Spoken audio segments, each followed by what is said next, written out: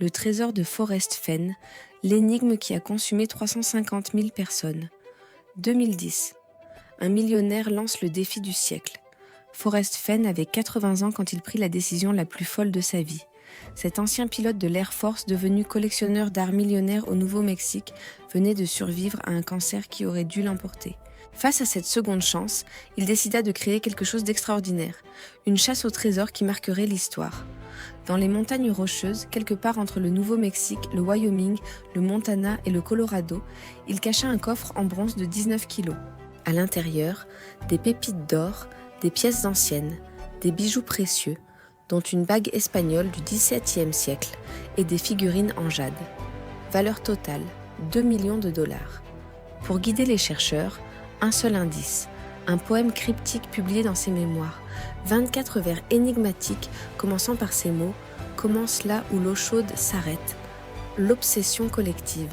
Ce qui aurait pu rester une curiosité locale devint rapidement une frénésie mondiale. En l'espace de quelques mois, des milliers de personnes abandonnèrent tout pour partir à la recherche du trésor. Certains quittèrent leur emploi, d'autres y consacrèrent leurs économies. Beaucoup y passèrent des années entières, scrutant chaque mot du poème, analysant chaque interview de Fenn, cherchant le moindre indice caché. 350 000 personnes finirent par rejoindre la chasse. Et le prix à payer fut terrible. 5 personnes perdirent la vie dans les montagnes, emportées par des rivières glacées, tombées dans des ravins, victimes de leur obsession. La police supplia Fenn de mettre fin à la chasse. Il refusa. « Si quelqu'un se noie dans une piscine, on ne vide pas la piscine, » déclara-t-il calmement. « On apprend aux gens à nager. » 2018. Un étudiant entre dans la danse.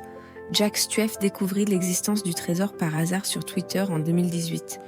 À 30 ans, cet étudiant en médecine du Michigan traversait une crise. Il perdait l'intérêt pour ses études, se sentait piégé dans un programme qu'il ne voulait plus suivre, mais dont il ne pouvait sortir sans ruine financière à cause de ses prêts étudiants. Le trésor de Fenn devint son obsession. Contrairement à la plupart des chasseurs, Stueff adopta une approche méthodique. Il étudia chaque interview de Fenn, s'immergea dans sa psychologie, tenta de penser comme un homme de 80 ans choisissant son dernier lieu de repos. Il garda le secret sur ses recherches, terrifié que ses proches le prennent pour un fou. « J'y pensais probablement au moins 2 heures par jour, tous les jours, avoua-t-il plus tard. J'étais gêné par mon obsession. Si je ne le trouvais pas, j'aurais l'air d'un idiot. En quelques mois, il crut avoir résolu l'énigme. Il savait où chercher. Mais entre savoir et trouver, il y avait encore un monde. 6 juin 2020, le jour où tout bascule. Pendant 25 jours, Stueff ratissa la zone au Wyoming, centimètre par centimètre, épuisé, couvert d'égratignures, de piqûres d'insectes, de résine de pin. À court d'eau, il s'effondra plusieurs fois en larmes, seul dans la forêt. Et puis, le 6 juin 2020, sous un arbre, il le trouva. « Quand je l'ai finalement trouvé, l'émotion principale n'était pas la joie, » écrivit-il, mais le sentiment de soulagement le plus profond de toute ma vie. Stueff contacta immédiatement Fenn. Le vieil homme, alors âgé de 89 ans, examina le contenu du coffre avec émotion. Ensemble, ils convinrent que Stueff resterait anonyme et que l'emplacement exact ne serait jamais révélé pour protéger la beauté naturelle du lieu. L'annonce tomba comme une bombe dans la communauté des chasseurs. Après 10 ans d'attente, c'était fini.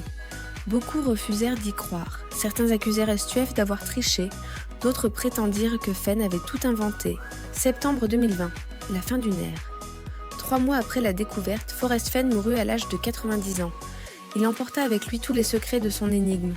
Face au procès, aux théories du complot et aux menaces, Stueff dut finalement révéler son identité en décembre 2020. Il expliqua qu'il ne divulguerait jamais l'emplacement exact du trésor. Trop de chasseurs avaient déjà endommagé des sites naturels en creusant illégalement. Certains avaient été arrêtés pour vandalisme. En décembre 2022, Stueff vendit aux enchères 476 objets du trésor. La vente rapporta 1,3 million de dollars, lui permettant de rembourser ses prêts étudiants et de changer de vie. Il abandonna la médecine pour devenir investisseur en actions. Voici une anecdote qui fait froid dans le dos. Voici ce que peu de gens savent. Quand Forrest Fenn conçut cette chasse au trésor en 1988, il était convaincu qu'il allait mourir de son cancer. Son plan original n'était pas simplement de cacher un trésor.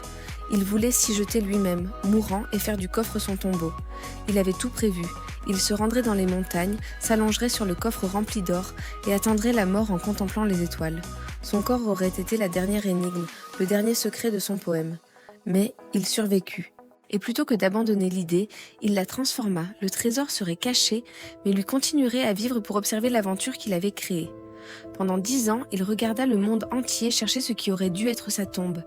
Lorsque Jack Stuff trouva enfin le coffre en 2020, il ne cherchait pas seulement de l'or. Sans le savoir, il avait retrouvé le lieu qu'un vieil homme avait choisi pour mourir 30 ans plus tôt. Épilogue. Le trésor aujourd'hui. Le coffre en bronze lui-même n'a jamais été revendu.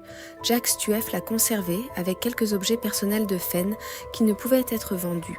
Quelque part dans le Michigan, dans la maison d'un ancien étudiant en médecine, repose encore le coffre qui a hanté 350 000 personnes pendant une décennie. L'emplacement exact, toujours secret.